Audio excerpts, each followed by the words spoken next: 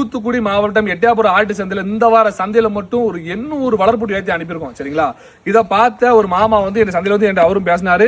அன்னைக்கு நைட்டே ஒரு வாட்ஸ்அப் குரூப்ல போட்டு விடுறாப்ல. என்ன பதிவுனா, இப்படி நெல்லை பசுமை ஃபார்ம்ல தான் ஃபுல்லா எட்டயபுரம் சந்தையில குட்டிகளை வாங்குறாங்க. எதுக்கு சொல்ல வரேன்னா, நீங்க நெல்லை பசுமை ஃபார்ம் இருக்க போய் இந்த எட்டயபுரம் ஆட்டு சந்தை இந்த அளவுக்கு பப்ளிசிட்டி ஆச்சு. இதே எட்டயபுரம் ஆட்டு சந்தை எத்தனை பேருக்கு தெரியுங்க? 10 வருஷத்துக்கு முன்னாடி இதே எட்டயபுரம் ஆட்டு சந்தைக்கு நான் போயிருக்கேன். சின்ன பிள்ளையில இருந்து போயிட்டு இருக்கேன். 10-12 வருஷமா போயிட்டு இருக்கேன். அன்னைக்கெல்லாம் அங்க லோக்கல் யாவது நான் குட்டிகள் வாங்கியிருக்கேன். எனக்கு எந்த அனுபவமும் கிடையாது. இப்ப இதுதான் நாங்களும் செய்யறோம். புதுசா வரக்கூடியவங்களுக்கு அவங்க என்ன தெரியும்? இன்னைக்கு இந்த குட்டி உயிரடிக்கிற ஆவரேஜா சொல்ல தெரியுமா? உங்களுக்கு புதுசா பண்ண வைக்க முடியும். உங்களுக்கு இந்த குட்டி இன்னைக்கு என்ன மார்க்கெட்டும் போக சொல்ல தெரியுமா? இன்னைக்கு நாங்க தான் அந்த வேலையை பார்த்துட்டு இருக்கோம். அந்த வேலைக்கு நாங்க வாங்கக்கூடிய ஃபீஸ் ஒரு குட்டிக்கு 100 ரூபா. அந்த 100 ரூபாய் எதுக்குன்னா, அவங்க வாங்கி அந்த 100 to 120 நாள் வளர்த்து விற்கிற வரைக்கும் நான் அவங்களுக்கு ஐடியா சொல்லணும். குட்டி என்ன செஞ்சாலும் வீடியோ அனுப்பிடுவாங்க. அதுக்கப்புறம் அவங்க வந்து எடுத்ததுக்கு அப்புறம் என்னுடைய பர்சனல் நம்பர் கொடுக்குறேன். சரிங்களா, அவங்க வந்து குட்டி எடுத்து விற்கிற வரைக்கும் 120 நாள் அவங்க ஐடியா சொல்றேன். இப்படி வளங்க, இப்படி மெடிசன் கொடுங்க, இந்த மாசம் வெயிட் ஏறல, இந்த மாசம் வெயிட் ஏறி இருக்கு, இந்த குட்டி காய்ச்சல் அடிக்கு, இந்த குட்டி வளரல, இவ்வளவு விஷயங்களும் சொல்லி கொடுத்துட்டு இருக்கேன். உங்களால ஃபாலோ பண்ண முடியுமா? அவ்வளவு விஷயம் அவ்வளவு கஷ்டப்பட்டு இருக்கேன். ஏன்னா இந்த பிசினஸ்ல பொறுத்த வரைக்கும் நாங்க வரும்போது எங்களுக்கு யாரு எந்த ஒரு விஷயமும் சொல்லி தரல. நாங்க இன்னைக்கு அவ்வளவு விஷயங்களை சொல்லிட்டு இருக்கேன்.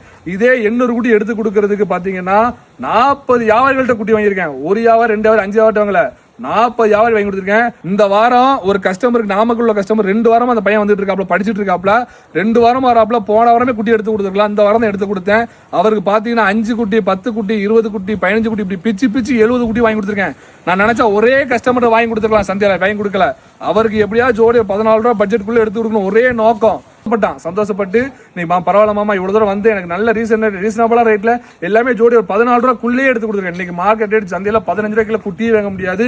13,500 இப்படி பிச்சு 12,500 இப்படிலாம் சேர்த்து அவனுக்கு 14 ரூபாய் பட்ஜெட்டுக்குள்ள ஒரு 70 குட்டி வாங்கி அனுப்பியிருக்கேன்.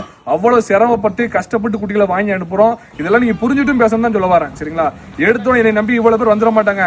நேற்று எட்டயபுரம் ஆட்டு சந்தையில 20 to 25 கஸ்டமர் பின்னாடி வந்தாங்க.